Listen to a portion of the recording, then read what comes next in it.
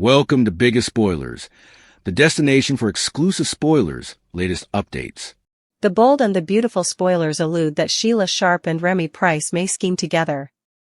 Will Remy and Sheila strike a new deal that leads to indeed further romantic trouble? At the moment, Sheila thinks Deacon Sharp has come back to her thanks to his sessions with Taylor Hayes.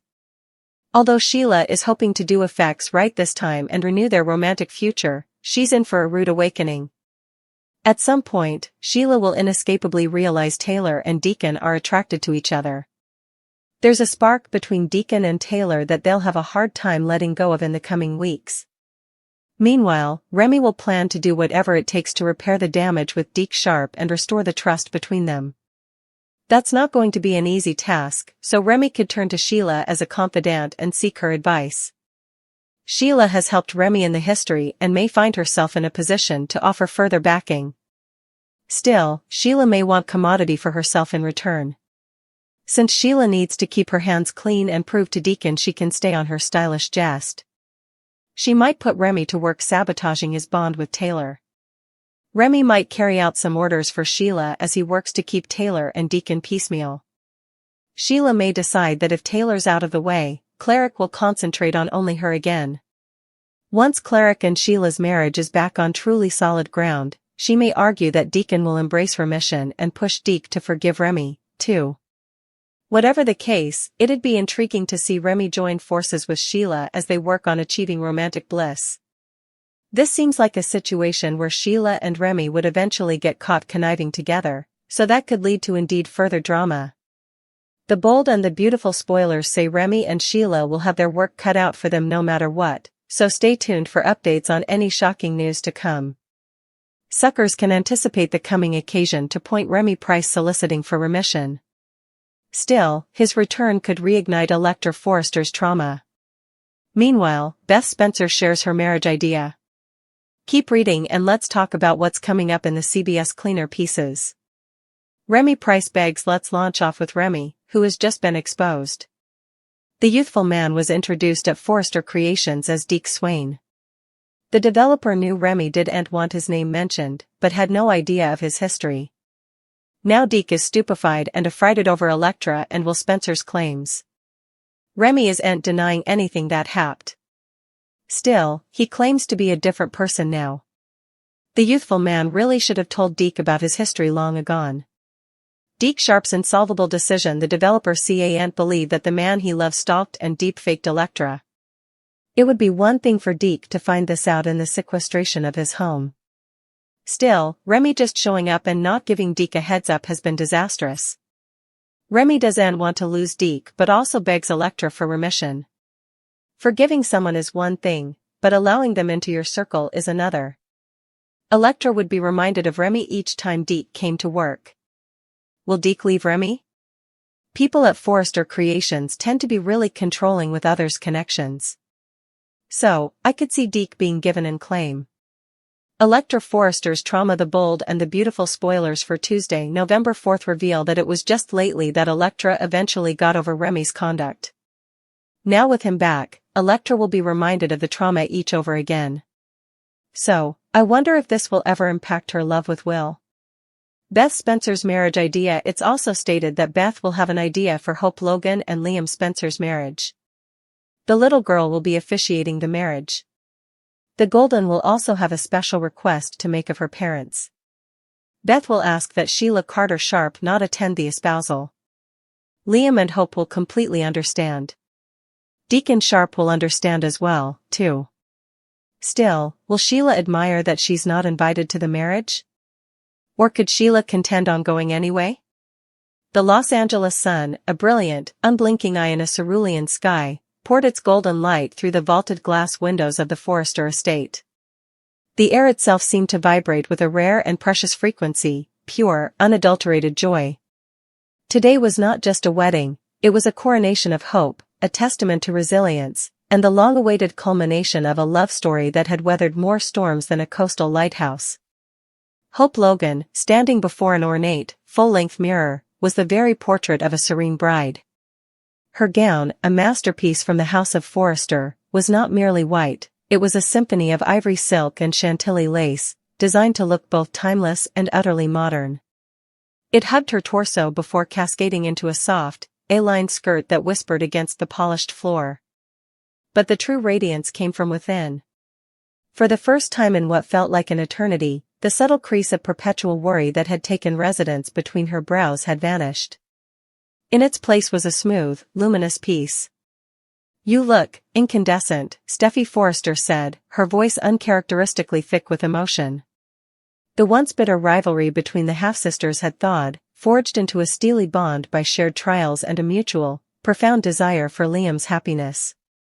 Steffi, having made her own peace with Hope and Liam's destiny, adjusted the delicate cathedral veil attached to Hope's chignon. "He's not going to know what hit him."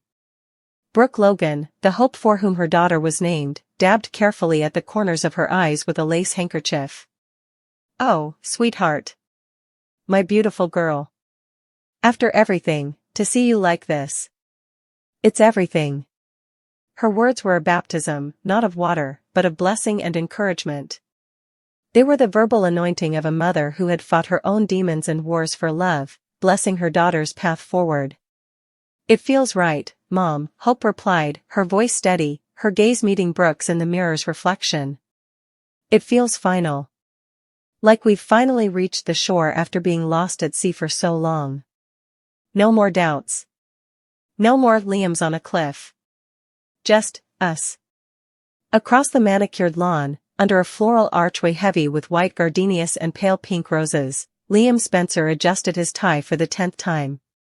His father, Bill Spencer, clapped a firm hand on his shoulder, the sharp cut of his black tuxedo a stark contrast to the soft, romantic surroundings. "Easy, son," Bill said, a rare, genuine smile touching his lips. "You'd think you were walking into a boardroom takeover, not marrying the love of your life. It's just. This is it, Dad," Liam exhaled, a nervous laugh escaping him. "This is the day I've been fighting for, dreaming of, for what feels like my entire adult life. To have hope, fully, completely, with no shadows, no secrets, it's almost overwhelming." Bill's gaze swept over the gathered crowd, a who's who of Los Angeles fashion and society, all bathed in the gentle hum of string music. "You've earned this, Liam. You've both been through hell. You've faced down threats, manipulations, and your own indecisions." He paused, choosing his next words with uncharacteristic care. "But what I see today is a man who is finally, unequivocally, sure. That's a power nothing can break. Remember that feeling. Let it be your armor." These encouraging words from his often cynical father solidified something in Liam. The last vestiges of his trademark anxiety melted away, replaced by a calm, resolute certainty. He turned to face the aisle, his heart a steady, powerful drum in his chest, ready to claim his future. The ceremony was a masterpiece of elegance and emotion. As Hope began her walk down the aisle on Ridge Forrester's arm, the world seemed to hold its breath. Every guest rose, their faces softening into smiles of shared joy. Liam's eyes welled with tears the moment he saw her, his breath catching in his throat. This was the vision that had haunted and driven him for a decade. Ridge, his own complicated history with Hope's mother set aside, placed her hand in Liam's. "Take care of her," he murmured, his voice low and gravelly with feeling, "and let her take care of you." The officiant, a dignified man with a calming presence, began the timeless liturgy. "Dearly beloved, we are gathered here today in the sight of God and this company to join this man and this woman in holy matrimony." The words flowed over the assembly, a sacred script of promise and commitment. The air was thick with the scent of roses and the palpable force of goodwill. It was, by every conceivable metric, perfect. As the ceremony reached its zenith, the officiant smiled at the couple. "And now, Liam and Hope have written their own vows to one another." Liam turned to Hope, taking both her hands in his. His voice was clear and strong, carrying to the very back of the gathering. "Hope, from the moment I met you, I knew my life had changed. You brought a light into my world that I didn't know was missing. We've been through fire, we've been lost, we've found our way back to each other time and again. And I realize now that every stumble, every heartbreak, was just leading me here. To this moment. To you." I vow to be your shelter, your partner, your best friend. I will stand by you, I will believe in you, and I will love you, with every single part of my being, for all the days of my life." A soft, collective sigh rippled through the audience.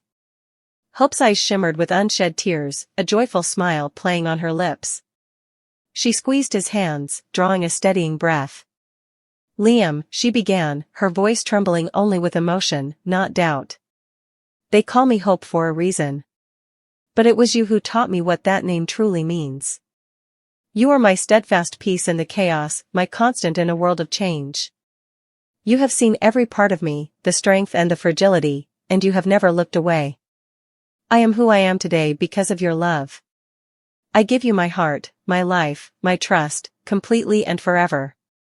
I will be your wife, your sanctuary, and the keeper of your dreams. I love you." It was a perfect, crystalline moment, suspended in time. The officiant beamed, ready to proceed to the final, binding pronouncement. The rings were presented on a velvet pillow. The entire assembly leaned in, anticipating the final, sealing words. And that is precisely when the atmosphere shattered. It was not a loud sound, but a subtle shift.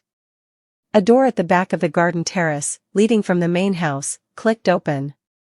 The string quartet, poised to play the final piece, faltered for a half-beat. A few guests near the back turned, their expressions shifting from serene attention to mild curiosity, then to confusion, and finally, to dawning, abject horror. She moved through the crowd like a shark through calm waters. She was not dressed for a wedding. Her attire was stark, almost funereal, a simple, dark, tailored dress that seemed to absorb the sunlight, a stark contrast to the sea of pastels and celebratory white. Her gait was not hurried, but purposeful, deliberate. Her face, that face which had haunted the nightmares of so many in attendance, was a mask of eerie calm. A wave of disquiet rolled forward from the back of the crowd, a physical force. A gasp from Steffi. A sharp, choked-off cry from Brooke. Ridge Forrester's body went rigid, his hands clenching into white-knuckled fists at his sides. Bill Spencer took a half-step forward, his face transforming from sentimental father to hardened protector, his body tensing like a spring. Liam and Hope, locked in their intimate bubble, were the last to sense the intrusion. They saw the change in the faces before them, the joy draining from their loved ones' expressions, replaced by shock and fear. Hope's smile faded, her brow furrowing in confusion. Liam followed her gaze, turning his head slowly toward the aisle. And there she was. Sheila Carter stopped just a few feet from the floral arch, her presence an obscenity in the sacred space. The music died completely. The only sounds were the frantic chirping of birds and the ragged, horrified breaths of the guests. Time seemed to warp, stretching and slowing. Hope's hand flew to her mouth. Liam instinctively moved in front of her, a human shield against the specter of their collective past. "Sheila," Ridge's voice boomed, low and dangerous, cutting through the stunned silence. "Get out." But Sheila's eyes were not on Ridge, nor on Bill, nor on the terrified guests. They were fixed solely on the couple at the altar. Her lips, usually twisted into a smirk or a snarl, were set in a grim, serious line. The world held its breath. Then, she spoke. Her voice was not a screech, not a yell. It was measured, clear, and carried with it the chilling weight of absolute conviction. It sliced through the warm California air like a shard of ice, and with it, she uttered the 7 words that would forever be seared into the memory of everyone present. "You can't marry him. He's my son." For a full 3 seconds, there was no reaction at all. The words were so astronomically absurd, so divorced from any conceivable reality, that the human minds assembled simply could not process them. They hung in the air, a nonsensical, grotesque puzzle. It was Liam who broke the silence, his voice a disbelieving, choked whisper. "What?" The single word was a catalyst. The spell was broken, and the scene erupted into chaos. What did she say? "My son? Is she insane?" The whispers were a frantic, buzzing hive. Bill Spencer was the first to launch into motion, his face a thundercloud of rage. He strode toward her, but two other male guests, sensing the volatile danger, held him back. "You psychotic bitch," he roared, the veins in his neck cording. "What the hell are you talking about? Get away from my family." Sheila didn't even flinch at his fury. Her gaze remained locked on Liam, and for the first time a strange, possessive softness entered her eyes. It was more terrifying than any look of hatred she had ever given them. "It's true, Liam," she said, her voice dropping to a conspiratorial, almost intimate tone that was utterly grotesque given the circumstances. "I know this is a shock. But you are my son. My flesh and blood." Hope found her voice, a raw, pained cry. "No. Stop it. This is a lie. Another one of your twisted, sick games." She clutched at Liam's arm, her knuckles white, her perfect wedding day crumbling to dust around her. Ridge moved to the officiant, his voice a low, urgent command. "Get security. Now." But Sheila was prepared. She took a single step closer, and the crowd collectively recoiled. "It's not a game, Hope. It's the truth. A truth that has been hidden from everyone for over 30 years. She turned her unsettlingly tender gaze back to Liam, who stood frozen, his face ashen, his eyes wide with a storm of confusion and dawning horror. "Your mother, the woman you know as your mother, she isn't your biological mother." "I am." Liam shook his head, a frantic, involuntary motion. "No. My mother is Quinn Fuller. Was. You're lying. You have to be lying." But the seed of doubt, that cursed, insidious seed that had grown so many times before in his life, was already planted. Sheila's delivery was not that of a raving lunatic, it was that of someone revealing a long-held, painful secret. "Quinn raised you," Sheila conceded, her head tilting. "But she didn't give birth to you." "I did. I was young, I was in a terrible situation. I had to give you up. It was the hardest thing I've ever done."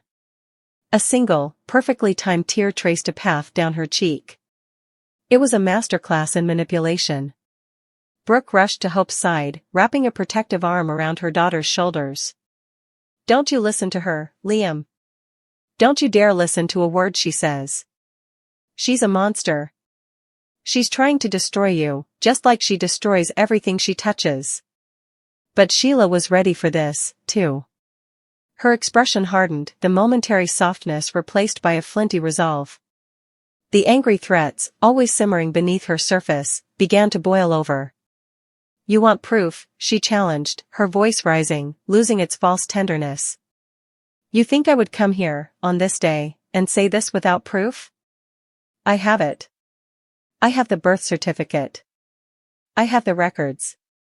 I know things about your past, about Quinn, about the adoption, that no one else could possibly know." She scanned the faces of her enemies, Ridge, Brooke, Bill, Steffi, her eyes blazing with a terrifying mix of triumph and venom.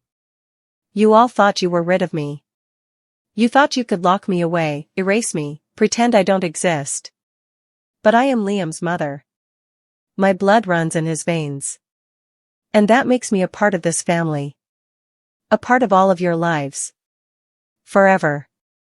Her words were no longer just a revelation, they were a declaration of war. They were a promise of permanent, inescapable entanglement. "You are not my mother," Liam whispered, but the statement lacked force. It was a plea, not a fact. "Deny it all you want," Sheila shot back, her voice dropping again, becoming lethally quiet. "But the truth doesn't care about your feelings. And if you go through with this wedding, if you try to cut me out of the life that is rightfully mine, I will burn everything to the ground. I will expose every secret, I will tell my story to every media outlet on the planet. I will make sure that the world knows how the great Forresters and Spencer stole a mother's child." She took another step, now directly confronting the entire wedding party. "This isn't a threat," she hissed, her eyes wild. "It's a promise. You can accept me, you can welcome me into the fold, or I will tear down every single one of your perfect, precious lives, brick by fucking brick. Starting today. Starting right now." The scene was one of utter devastation. Hope was sobbing quietly, her face buried in her mother's shoulder, her beautiful veil now a symbol of a promise broken. Steffi was on her phone, her voice sharp and urgent, demanding police and security. Bill was still being restrained, his threats and curses filling the air. Ridge stood like a granite statue, his mind racing, calculating the legal and personal fallout. And Liam? Liam was utterly broken. He stared at Sheila, this woman who was the personification of his family's deepest trauma, and he saw, for the first time, a faint, horrifying resemblance in the set of her jaw, the shape of her eyes. Was it real, or was his mind, reeling from the shock, creating patterns where none existed? The perfect baptism of their new beginning had been violently interrupted. The encouraging words of love and commitment were now drowned out by the echoes of angry threats and a revelation so shocking it defied comprehension. The 7 words, "You can't marry him. He's my son," had not just disrupted a wedding, they had detonated a bomb at the very foundation of their identities, their relationships, and their future. The officiant, looking pale and utterly lost, finally murmured what everyone was thinking, the official pronouncement forever lost. I think this ceremony is adjourned.